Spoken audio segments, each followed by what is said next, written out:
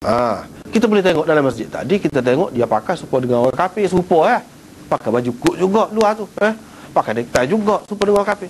Dia pagi sembahyang. Kan? Tahu dah beza dia tu. Mana daripada pakaian kita tak boleh ukur sembahyang tu. Baru boleh menjadi pengukur yang sebenarnya. Jadi alamat khusus bagi orang mukminnya ialah sembahyang tu. Lagi dalil dianya.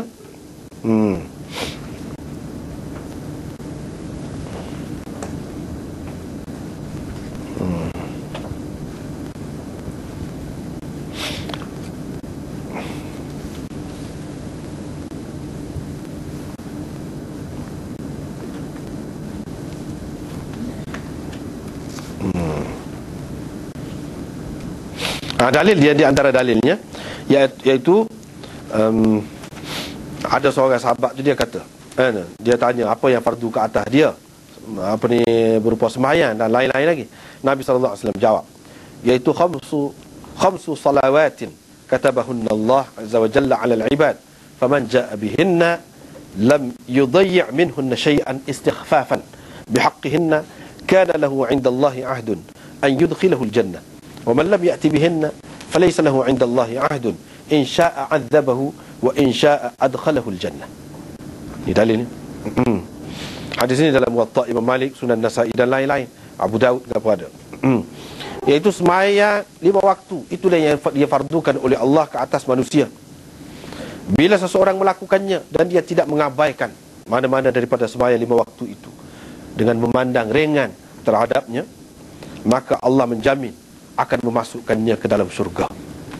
Dan sesiapa yang tidak melakukannya, yang dia tak sembahyang, maka tidak ada jaminan itu daripada Allah. Boleh jadi Allah akan menyiksanya, boleh jadi juga Allah akan memasukkannya ke dalam syurga. Mana ada dua kemungkinan. Orang tidak sembahyang, boleh jadi Allah akan menyiksanya, pun dalam neraka. Boleh jadi je tak pun dalam neraka, dia memasukkan dalam syurga. Kalaulah jadi kafir, macam mana masuk syurga? Dia tinggal sembahyang ni, masuk syurga ni dia kena ada iman. Maknanya dia ada iman, dia sembahyang tak ada.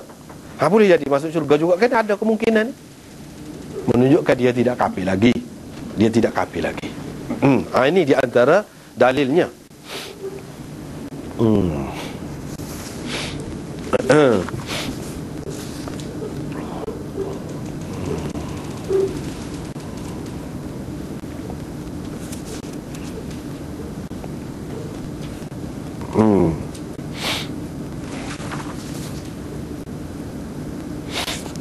Bagi Imam Abu Hanifah dan orang sependapat dengan dia yang mengatakan orang meninggalkan sembahyang dia tidak boleh dibunuh.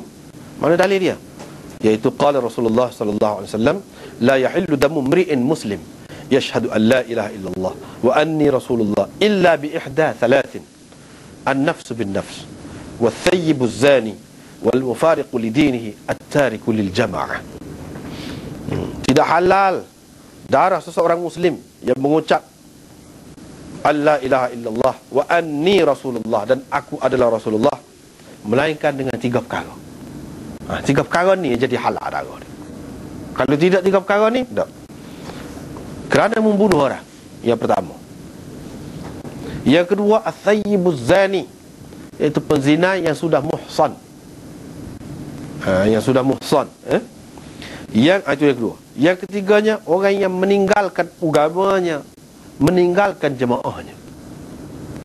Meninggalkan jemaahnya. Yang ni yang murtad. Jadi hak tinggal sembahyang tak ada sebut sini. Tak ada dalam hak 3 ni, tak termasuk. Dengan sebab itu kata dia tak boleh bunuh. Hak boleh bunuh ni kata 3 ni. Kata 3 ni. Al-mufariqu li dinihi at-tariku lil jama'ah. Cuma masalah hak murtad tu pula khilaf pula ulamanya. Sini kalau zahirnya ramai ulama pegang murtad tu kena bunuh, boleh bunuh jugalah. Tetapi setengah-setengah ulama dia kata murtad hak lagu mana? Hak boleh dibunuh. Adakah semata-mata murtad saja boleh dibunuh dah? Situ ada khilaf. Setengah kata semata-mata murtad, tak kira lagu mana-mana, sudah boleh dibunuh dah. Setengah ulama mengatakan Murtad bukan murtad saja, dia memberontak terhadap kerajaan. Dia mahu menghancurkan perpaduan umat Islam. Itulah maksud at-tariku lil jamaah. Bukan al-mufariqu li dinihi saja, tetapi at-tariku lil jamaah. At-tariku lil jamaah maksudnya dia meninggalkan jemaah, mana dia tak ikut, tak patuh kepada pemerintah Islam. Dia memberontak terhadap pemerintah Islam. Kalau ada dua sifat ni selain daripada murtad, dia itu barulah itu. Sebab apa? Sebab tak ada contoh. Mereka katalah tak ada contoh Nabi SAW semata-mata kalau orang itu murtad dia bunuh. Mesti ada sebab-sebab lain hak ada dia bunuh. Kes murtad hak Nabi SAW bunuh, dia bercampur dengan kes lain juga. Kerana dia bunuh orang lain, kerana dia memberontak, kerana apa kau ada. Bukan semata-mata kerana murtad itu. Tapi ini bukan bermakna boleh bermudah-mudah dalam perkara murtad. Tidak. Hak tu soal lain hak tu. Tapi nak ceritanya, pendapat itu saya rasa bagus kalau kita pakai. Sebab apa, dalam keadaan kita sekarang ni boleh jadi dengan cara kita kata kalau murtad saja, maka orang masuk Islam, lepas tu murtad pula dia tak ada faham Islam, maka kena bunuh. Itu boleh jadi menakutkan orang. Kita ambil pendapat hak saat ni yang mengatakan tak apa, cumanya kena ada usaha lah yang terus menerus, iaitu bincang, kena kita kata pemulihan lah. Kena ada pemulihan akidah tu, dia kena ada. Kalau dia tak puas hati di mana dengan Islam, bincang dengan cara debat, dengan cara apa pun, kena ada usaha tu. Dan imam yang mengatakan tak bunuh ni pun bukan makna kata dia lepas gitu saja, tidak. Makna dia suruh bersungguh-sungguh lah, makna jaga mereka itu.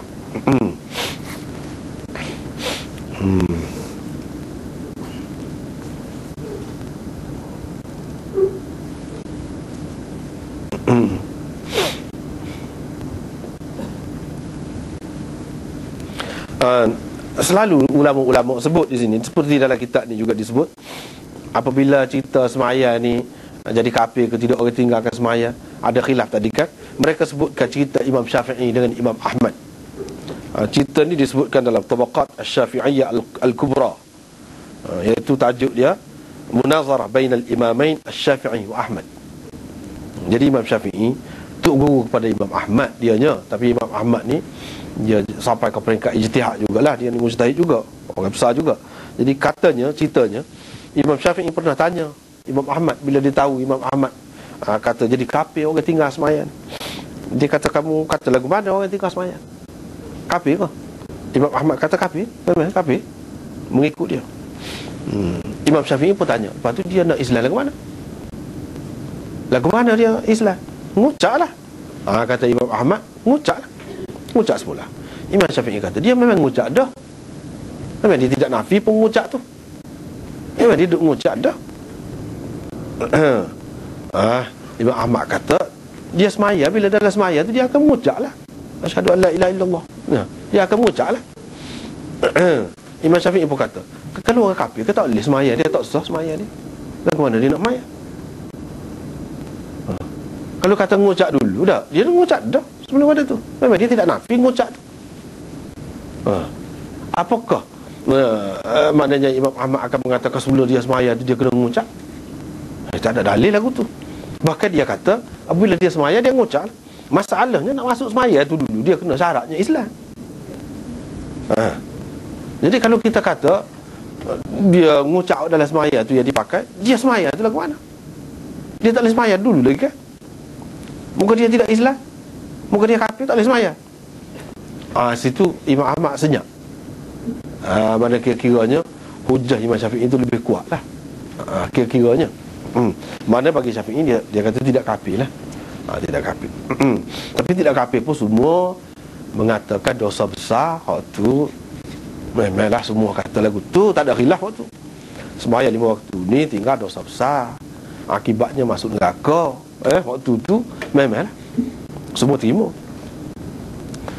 Masalakakum fi saqar qalu lam nakum minal musallin. Apa masuk neraka saqar ni akan ditanya besok. Dulu kami tak sembahyang. Tu jelas dah, tu semua terima. Jadi kemudian kita pergi kepada hadis lagi, illa bihaqqil Islam.